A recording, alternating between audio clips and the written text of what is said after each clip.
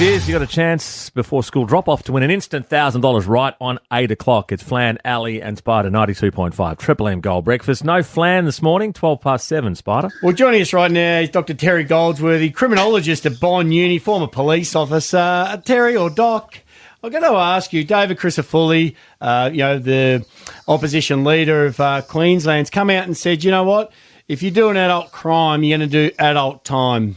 How realistic is that? Because it's great to come out and say that, but for that to actually work, I kind of picture a 10, 11-year-old stealing a car or being a part of it. Unfortunately, something happens. They're not going to be sent to big jail. Yeah, look, I think that's probably an accurate description of it. What we're seeing is he's going to modify Section 141 of the Youth Justice Act, which prevents, in most cases, children being sentenced greater than 10 years. The exception of that is if you can show the offence involves violence and it is particularly heinous. So just to give you an example of how it works, like there was a study done between 2006-2016 that looked at murder offences in Queensland, and there were 10 youth offenders charged with murder in that period. 6 of them got life sentences. The other 4 got sentences between 8 to 12 years. So I think you're right. I mean, you can remove that part of the section and get rid of the 10-year ceiling, but you've still got to have the judges prepared to sentence to that higher limit. And there's the problem, I think. The judges probably will use their discretion and not do that. Dr. Terry, how old were those children that received those sentences and committed those murders? Yeah, look, they were aged between 10 and 17, so they don't give the specific ages in between those years. But the ones, some of them are sentenced as adults, 4 of them were actually sentenced as adults. So there's provisions there that, if you're, it's quite complicated, but there is an allowance there for the courts to sentence a child as an adult, and even though they're still a youth. Where do they serve that time? Because these youth centres would not, I would imagine, have the capacity to, house murderers.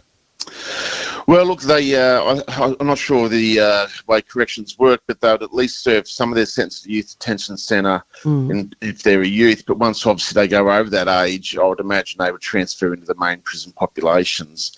But, of course, as we know at the moment, the other problem we're facing, if you're going to start sentencing all these children, is where to put them. Yeah. Because at the moment we have nowhere to put them.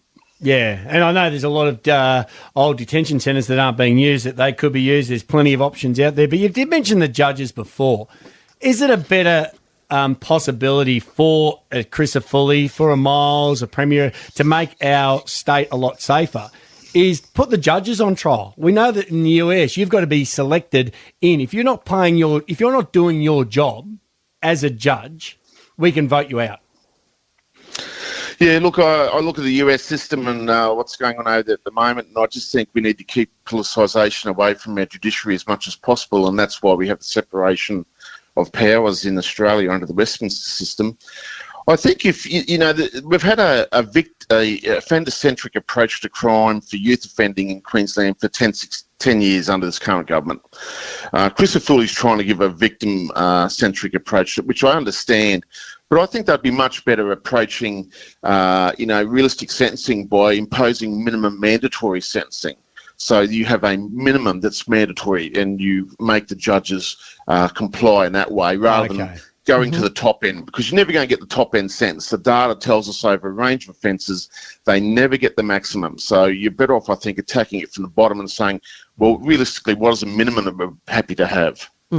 Crisafulli's declared this generation a generation of untouchables. Would you agree with that?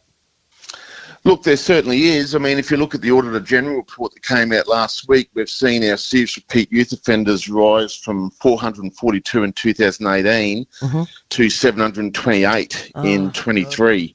So they've almost doubled. There's a push to raise the age of criminal responsibility up to 14 from 10 to 14.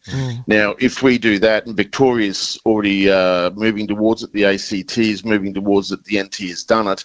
If we do that, we will truly create a group of supercharged youth offenders who will know no accountability. Wow. Okay, well, former police officer, criminologist at Bond Uni, Dr. Terry Goldsworthy, always great to chat. Thank you very much for joining us.